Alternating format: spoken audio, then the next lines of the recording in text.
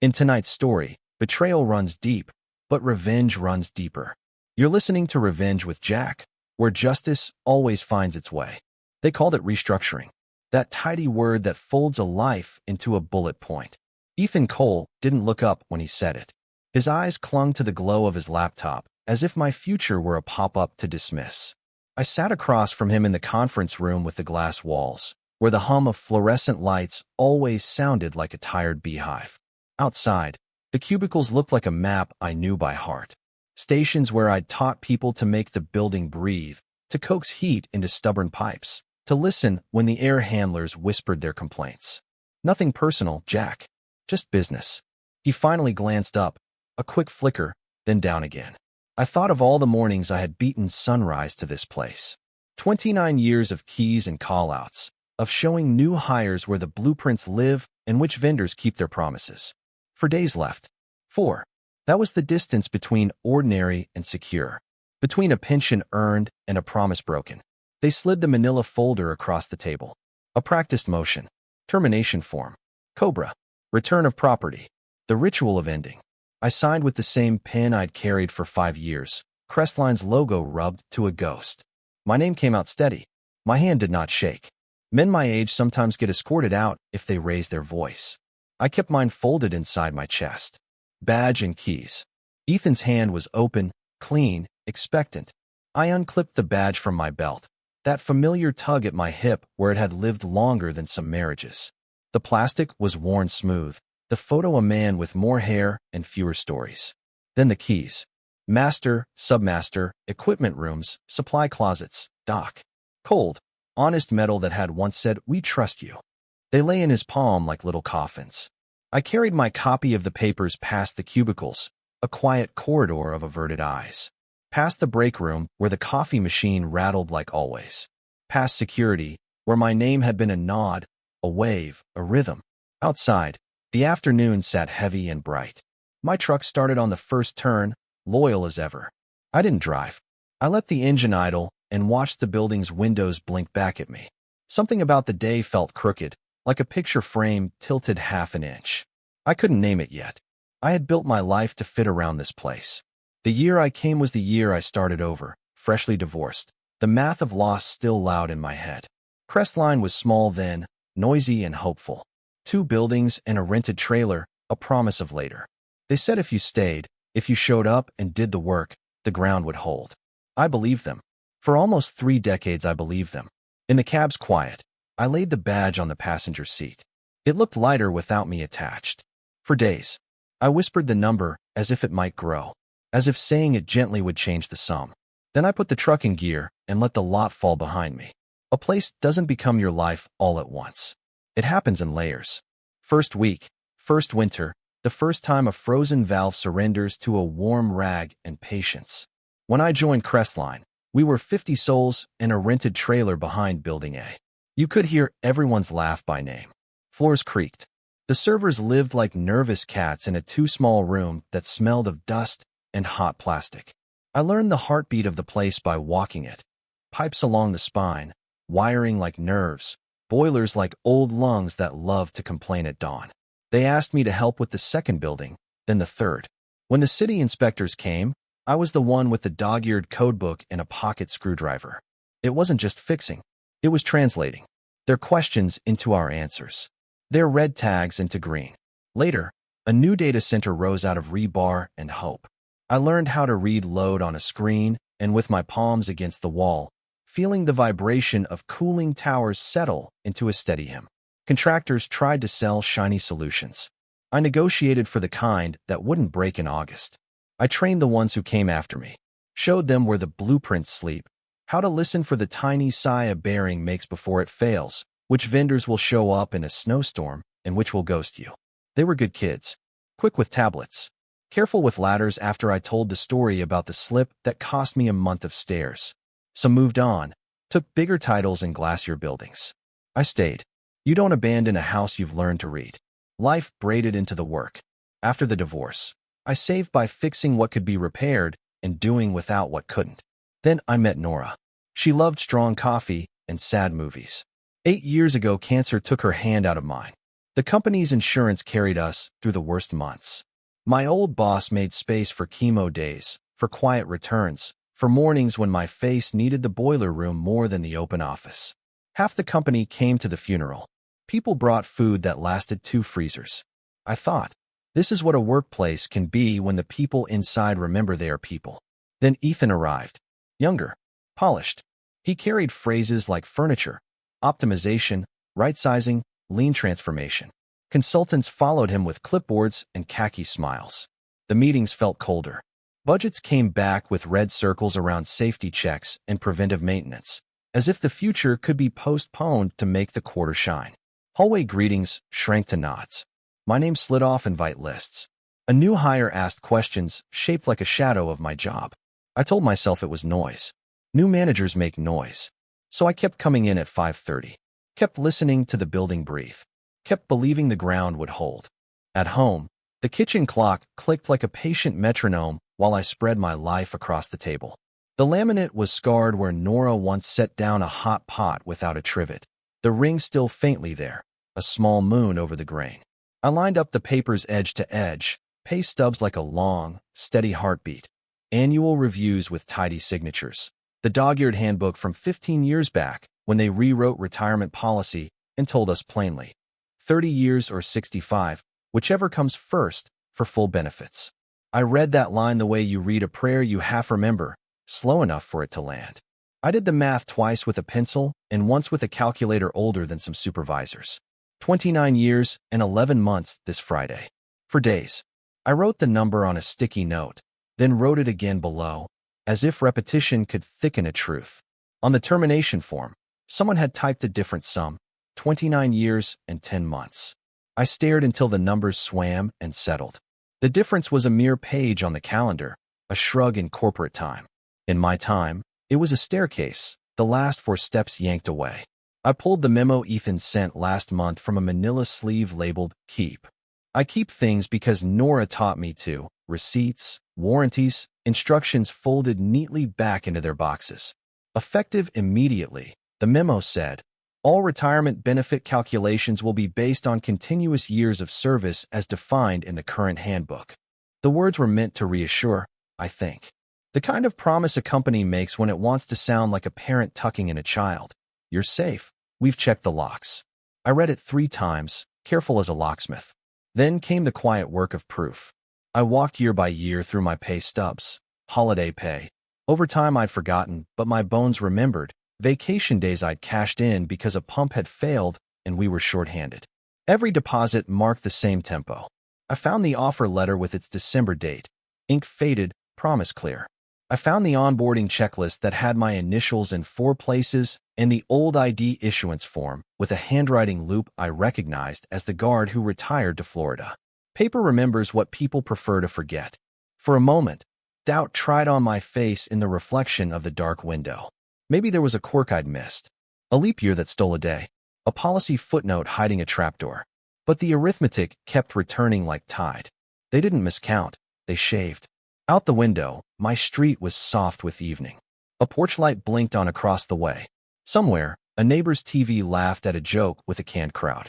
In this country, folks my age have felt that laugh sour. Layoffs right before vesting. Job titles reworded to undo decades. We say that's how business works, because it's easier than naming a wound. I picked up Ethan's memo again, then set it directly atop the termination form, the promise suffocating the breach. The sticky note with 4 days stuck to my palm. I pressed it to the fridge like a small flag. I wasn't angry. Anger burns fast and leaves you ash. What I felt was narrower, cleaner, a line. On one side, what they typed. On the other, what I could prove. I sharpened my pencil. I turned a new page of a yellow pad, and I began to list the dates. Her number lived in the back of an old notebook, the kind with a cover softened by years in my toolbox. I stared at the digits long enough to memorize them, long enough to feel the pull of stubborn pride. Walk away. Don't make noise. Don't be that man. Then I thought of Nora telling me to keep receipts because memory is a kind liar, and I pressed call. Marianne Keller. She answered on the second ring, voice like a straight edge. I could hear paper moving, the low hush of an office where the lights are warm and the plants are watered. Marianne, it's Jack. Jack Mallory. A pause as brief as a blink. Jack, I heard. I'm sorry. Come slow and tell me everything. So I did. I let the dates walk out in order. December hire, for buildings, the data center with the cooling towers that settled into a hymn, the memo about continuous years of service, the 4 days, the typed-off month, the way Ethan didn't quite look at me as he took my keys. She didn't interrupt except to place markers. What date on the memo? Or to ask for titles. Version number on the handbook? Her pen sounded steady against a legal pad. When I finished, she exhaled the way a mechanic does when they've found the rattle at last. Jack, what happened isn't just wrong. It's unlawful if the timing was meant to prevent vesting. There's a word for it. Interference. And when it runs through email and policy edits, we might be talking about fraud. But the thing about truth in these cases is it needs a body, dates, records, patterns. Do you have your records? I said yes. I told her about the 3 boxes I could stack by year, about the sticky note on my fridge like a flag. Good, she said, and I could hear something align on her end. Bring everything Monday morning. Pay stubs, reviews, offer letter, handbooks, memos, even the security forms. Don't call Ethan. Don't post. Don't warn anyone. Quiet is your friend right now. I looked at the papers on my kitchen table, at the small moonburn Nora had left in the laminate. Marianne, I'm not the fighting kind. You don't have to be, she said. You have to be the documenting kind. And you already are. She explained the road like she'd walked it before. A complaint to the Department of Labor, interviews conducted under oath, subpoenas for internal emails, a search for repetition. Who else lost a career 4 steps from the finish line? If this is a one-off mistake, they fix it. If it's a pattern with intent, the government cares. They care a lot more than people think. Outside, a train horn folded the evening in half. I imagined my boxes buckled into the passenger seat, the way I used to strap in parts for a job I couldn't afford to mess up. Marianne, I asked, if they push back. She didn't hesitate. They will. People who believe in numbers as shields always do. But you have the quiet on your side. And paper. When we hung up, the house felt clearer. I labeled each box with black marker. Years 1 to 10, 11 to 20, 21 to 29, and slid the memo into a plastic sleeve like a photograph you don't want fingerprinted. I turned off the kitchen light and stood a moment in the doorway, listening to the soft tick of the clock. I wasn't angry. I was aligned. Monday had a shape now, and my hands knew what to carry. Monday I drove slow, the boxes belted in like small passengers. Years 1 to 10 rode shotgun, the 2 later decades stacked careful behind me. Morning light still had that pale winter color, even though the calendar said otherwise. I parked outside Marianne's office, a brick building with ivy that had decided to mind its own business. Inside, the carpet swallowed footsteps. Her receptionist offered coffee that tasted like pragmatism. I signed my name in a guest log, then carried in the first box the way you carry a sleeping child, steady, not showy. Marianne's office was ordered without being stern. A ficus by the window, framed labor posters that quoted rights in simple English. A ceramic bowl of paper clips waiting like small fish. Let's start with your spine, she said, sliding on reading glasses. Offer letter. First pay stub. Handbook revisions. I laid them out, breath evening as the years found their places. She read the December date on my offer letter twice, then set it beside Ethan's memo like 2 magnets pulling toward a line. This memo, she said, tapping the sentence about continuous years of service, is what lawyers call a representation. In plain language, a promise about the rules. He made the promise, then fired you 4 days early with a bad calculation. That's not just cold. That's evidence. Her pen made little hatch marks on a yellow pad. I liked the sound. It reminded me of checking valves at dawn, each click a small assurance that the system would hold. We moved page by page. Pay stubs marked with overtime I'd forgotten. Performance reviews with phrases that sounded like me. Reliable, cost-conscious, trains others well. This is what a record looks like when someone does the same honest thing for a long time, she said softly, as if we were in a chapel. She flagged the ID issuance form, the security logs, even the maintenance schedule where my initials lived beside dates. Patterns, Jack. Courts understand patterns. When we reached Ethan's email, the one sent last month to all staff, with its clean fonts and steady tone, she leaned back. If there's a scheme, it ran on electricity, emails, spreadsheets, calendar invites. That means wire. Wire means federal. People forget that the internet isn't a gray cloud. It's a trail. She outlined the next steps like tape on a job site. File a complaint with the Department of Labor, attach the memo, the offer letter, the pay stubs, request preservation of electronic records, ask for interviews under oath. If it's a one-off, they fix. If it's a pattern, we're in another room entirely. And if they used email to plan terminations to avoid benefits? She let the sentence rest. Then someone decided money mattered more than the law. I thought of the men and women I'd trained. The way birthdays and blood pressure meds sneak into break room talk after 50. The way people lower their voices when the word pension comes up, like they're naming a shy animal.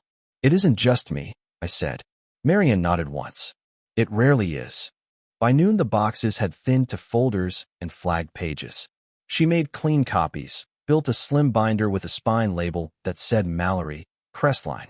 When she placed it in my hands, it had the tidy weight of something meant to be believed. Go home quiet, she said. Answer only from this. Let the paper speak. In the parking lot, the light felt different. Not brighter. Truer. I buckled the empty boxes and the full binder, and for the first time since the conference room, I felt the floor beneath me return. The phone rang Tuesday, just after lunch, when the house still smelled faintly of reheated soup. Ethan Cole's name flashed on the screen like a warning light. I let it buzz once, twice, then answered. Jack, he began, voice pitched toward casual. I'm hearing you've been asking questions. I hope you're not planning to do anything rash. Paper rustled on his end. I imagined his spotless desk, the laptop open like a shield. We followed policy to the letter.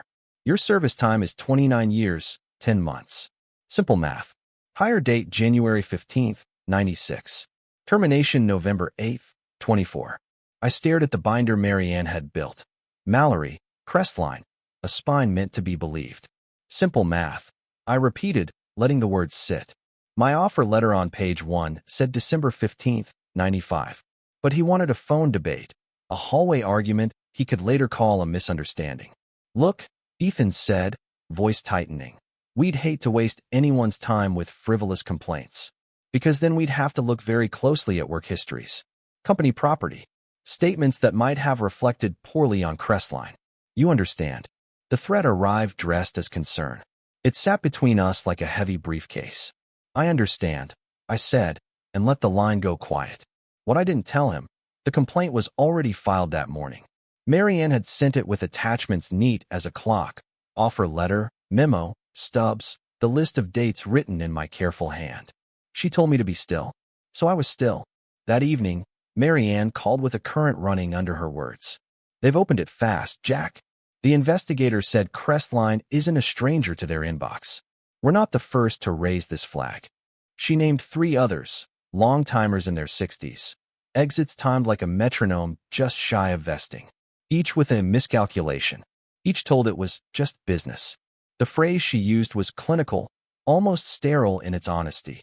Systematic benefit denial. She said it gently, the way a doctor names what a scan has found.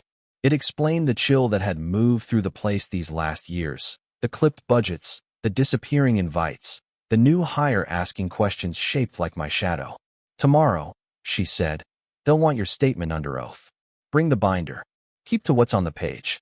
They'll ask about emails, about patterns.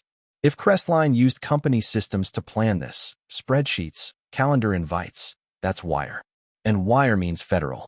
I remembered how she'd said the internet isn't a gray cloud, it's a trail. Somewhere, I could see it. Cells filled with names, columns labeled savings, a column called date. After we hung up, I sat at the kitchen table and placed Ethan's memo atop the termination form again, the promise resting on the breech. In the window, my reflection looked steadier than I felt. The clock ticked into a quieter hour. I thought of the 3 others, faces I could half-place in hallways, hands that had held tools like mine. Men and women who'd taught newer hands the safe way to climb a ladder, the thrifty way to keep a building warm in January. I wasn't angry. Anger would have given him what he wanted. I was committed. I put the binder into my bag and laid my keys beside it, the ones that now only open my house, my truck, and the small workshop out back where everything I build keeps its promises. Tomorrow I would speak. Quiet. Exact. On paper's side. The conference room at the Department of Labor was colder than any server room I'd ever coaxed through August. Two young investigators sat across from me, suits neat, eyes steady, a small recorder blinking red between a glass of water and my binder.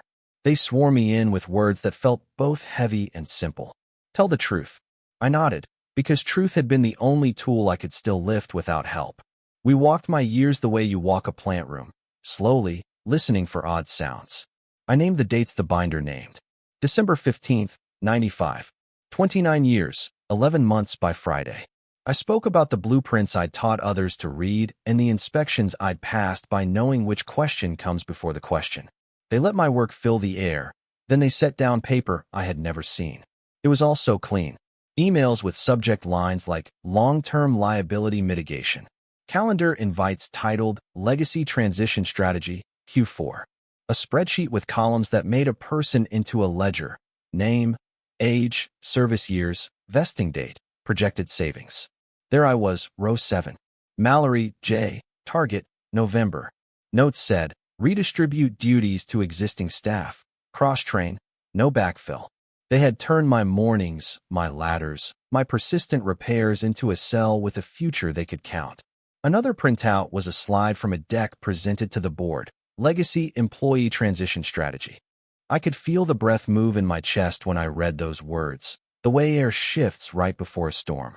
Under a chart that sloped upward were 4 names, mine one of them, under a header that read Q4 Optimization Targets. The slide used the same soft blue Crestline always used when it wanted to sound humane. Numbers were manners. Intent wore cologne. Mr. Mallory, one investigator said, his pen quiet in his hand. Had you seen any of this? I met his eyes. No, my part of the building didn't have this view. It came out even. Inside, something old and practical clicked into place. Someone had planned savings. Someone had planned a stairwell where the last 4 steps go missing. They asked if I would testify. I thought about Ethan in the glass-walled room, about the way he looked through me like I was glare. I thought about Nora's ring on the kitchen table, the moon-shaped scorch in the laminate that reminds me to lift hot pans gently. I thought about the men and women whose names might be in other rows, other quarters, other slides they'd never see. Yes, I said, I can carry what I know. When we were done, I gathered the binder and felt its small, honest weight. In the hallway, I passed a notice board that listed rights in plain language, the kind Marianne frames in her office. I've always liked instructions, how to turn, how long to wait, where to hold a wrench so you don't pinch your palm. Justice, I realized, has instructions too. Keep your records. Speak in full dates. Don't hurry the truth. Outside, late light pooled on the hood of my truck. I sat with the engine off, listening to a city that didn't know my name and didn't need to. A bird skimmed the low air. Somewhere a siren threaded the blocks. I ran a hand over the binder's spine and felt the ridge of the label. Mallory, Crestline. The system had a trail. I was part of it now, not as a cell on a savings sheet, but as a line that refuses to be erased. I started the truck and let the heater climb. Tomorrow would be different air. I set my hands at 10 and 2. I drove home slow. By Monday, the air around Crestline felt charged, like the minutes before a summer storm when the hair on your arms knows the lightning is close. Marianne called early, voice low. They've issued a preservation order, she said. Servers, email, HR databases, the works. Before lunch, she texted a photo she'd snapped from across the street.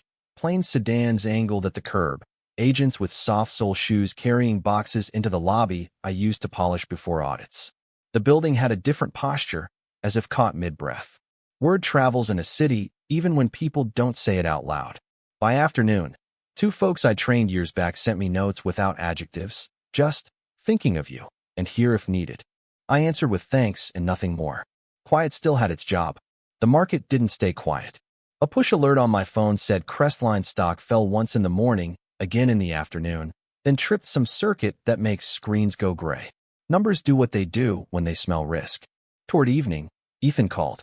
Not the breezy tone from before, not the polite ice that takes your keys. This voice was higher, hurried, like a fan belt slipping. Jack, I think there's been a misunderstanding, he said, stacking words. Let's sit down. Go over your service time. We can resolve this. Monday? We'll make sure you get what you deserve. I pictured his tidy office with one empty space where a hard drive used to hum. I don't think a meeting is necessary, I said. He swallowed. You can hear it over a phone if you've spent a lifetime listening to machines for small sounds. The next morning, a different voice called, careful and groomed. The company's outside counsel. Mr. Mallory, my client would like to make you whole, he said, like he was offering to replace a cracked windshield. Full pension, health care, and a goodwill payment of $50,000 in exchange for a mutual resolution. I told him I'd consider it and rang Marianne as soon as we hung up. She didn't dress the answer. No, she said, not with the record we're seeing. When systems move like this, others will come forward. This isn't a tidy dispute, Jack. It's a pattern. By midweek, others had names. 8 first, 15 by Thursday. People from shipping, data ops, procurement, each with dates that leaned suspiciously close to vesting. We didn't swap stories. The investigators did that work. Still, there was comfort in knowing I hadn't imagined the draft in those hallways. The board met twice in 2 days. Someone leaked that to the paper. The local news ran a short segment that didn't use my name. Only the phrase, benefit interference probe, and the kind of B-roll that shows a logo and a revolving door. At home, I moved at normal speed, swept sawdust in the workshop, oiled the hinge on a gate that had started to complain. Watching something small return to true calmed me. In the kitchen, the binder sat where a fruit bowl used to live, its square spine honest as a brick. Every so often I'd check the post, it's still clinging to the fridge, for days. By now the glue had tired, corners curling like a leaf at the end of season, but it held. Late Thursday, Marianne called again. Search warrants executed on HR and executive offices, she said. Interviews continuing. You've done exactly what you needed to do.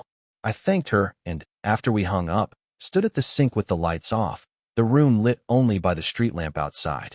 Glass, water, my hands. Everything ordinary felt louder, like truth does when paper finally says it out loud. I was halfway through my first cup of coffee when Marianne's call cut through the morning. Channel 6, she said, breath measured. I found the remote, and there he was. Ethan Cole, shoulders tucked, wrists cuffed, led past Crestline's revolving door like someone exiting a life he thought was weatherproof. Behind him, agents carried boxes with patient hands. The cheer in red words that didn't need embellishment. Wire fraud, conspiracy, benefit interference. The camera tried to keep pace as the suits stepped into gray daylight. Ethan stumbled once. His perfect hair had learned what rain feels like.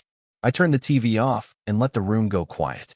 In the reflection on the black screen, my kitchen looked like itself, scar on the laminate, binder in the fruit bowl spot, the post-it on the fridge with its corners curled. A bird landed on the maple outside and shook the branch as if to say, yes, this is all happening in the same world where trees keep their appointments. An hour later, Marianne called again. The Department of Labor closed the civil side with findings, she said, each word set like a brick. 18 employees affected. Calculations altered, terminations timed, internal documents corroborated. She paused, then softened. The board voted to terminate Cole and Lydia Hart immediately. They've agreed to full restitution, pensions restored and backdated, health care, and damages. I asked the number like a person testing a step. 200,000 plus fees, she said. I sat down without meaning to. For a long minute, I listened to the House brief. The newspaper wrote its version by afternoon, stock photos, and a neat column of consequence. I didn't read it end to end. I skimmed until I found what mattered. Benefits restored for those whose steps had been pulled. My name wasn't printed, and I preferred it that way. I'd spent a lifetime fixing what could be repaired without asking for applause. This felt similar, just larger. The difference was how many hands would land steadier because a line had been drawn in a place where lines matter. Calls started coming from numbers I didn't recognize, reporters, attorneys fishing, people who wanted a quote that would clatter. I let most of them ring out. When I did pick up, I said what was true and small. The records told the story, I said. I only carried them. It wasn't modesty. It was a description of the work. That evening, I took the post-it off the fridge and pressed it inside the binder's front cover. For days, the words felt different now, like a nail removed clean without splintering the wood. I made simple dinner, washed the plate, and let it dry upright. When I stepped outside, the neighborhood held steady, porch lights coming on at their usual hour, the air carrying distant laughter, and someone's radio tuned between stations. Justice doesn't make a sound you can bottle. It's more like a building returning to level after the jack posts take the weight. Quiet, incremental, sure. I stood there a while, hands empty, and realized I wasn't holding my breath anymore. 3 months later, the workshop was the only place I needed to clock in. I'd planed the oak boards for my daughter's bookshelf until they sang under my hands. Dovetails fit like small handshakes. Glue, clamps, patience. The kind of work where you measure twice not because someone's watching, but because you respect the wood. Outside, winter had loosened its grip, a shy sun pushed through. Inside, the radio hummed an old song and the dust floated, unbothered by anyone's spreadsheets. The pension arrived on time, backdated the way it should have been, each deposit a steadying footstep. Healthcare restored. Damages tucked into savings I didn't rush to use. I kept the binder on a shelf above the bench, between Nora's recipe cards and an old level that belonged to my father. Sometimes I'd glance at its labeled spine, Mallory, Crestline, and feel the same quiet assurance as when a bubble settles dead center. News kept doing what news does. Ethan Cole pled guilty. 18 months in federal custody. Fines, a speaking voice that would learn to explain itself to a judge. Lydia Hart took 6 months and probation. Crestline itself was acquired by a larger firm that examined the bones and kept what could hold weight. New policies. New people who understood that maintenance isn't a cost you cut when you're trying to make a building stand. Reporters called now and then. I let the phone go to voicemail, and when I did respond, I kept it simple. I built things to last, I'd say. All I did here was the same. My daughter sent a link to a follow-up story with my name tucked neatly behind source-requested anonymity. She called later and told me she was proud. I told her pride is best stored in cool, dark places like good lumber. On a Saturday, we carried the finished bookshelf into her living room. The wood met the wall like it had been waiting its whole life. We loaded it with what she loves, novels with creased spines, a row of cookbooks, a ceramic bowl from a yard sale that deserved to be eye level. She hugged me, and I felt her gratitude travel from her arms to mine the way heat migrates from pipe to pipe when a system is balanced. Driving home, I thought about the difference between fixing and building. Fixing asks for humility. Show up, listen for the problem's small voice, mend without leaving scars. Building asks for faith. Imagine a shape that doesn't yet exist and make joints that won't betray you later. For 29 years, I did both for a place that sometimes remembered it was a place for people. When it forgot, paper and patience did the quiet work of reminding it. Back in the workshop, I brushed a few last curls of shavings into my palm and let them fall into the bin. The radio went to commercials. I turned it off and listened to the ordinary silence of a room that keeps its promises. Somewhere a neighbor shut a car door. Somewhere a dog barked once and changed its mind. I washed my hands at the slop sink and watched the sawdust run down in little rivers. Justice doesn't feel like a parade. It feels like a shelf that doesn't wobble when you set something precious on it. I dried my hands, turned off the light, and went inside.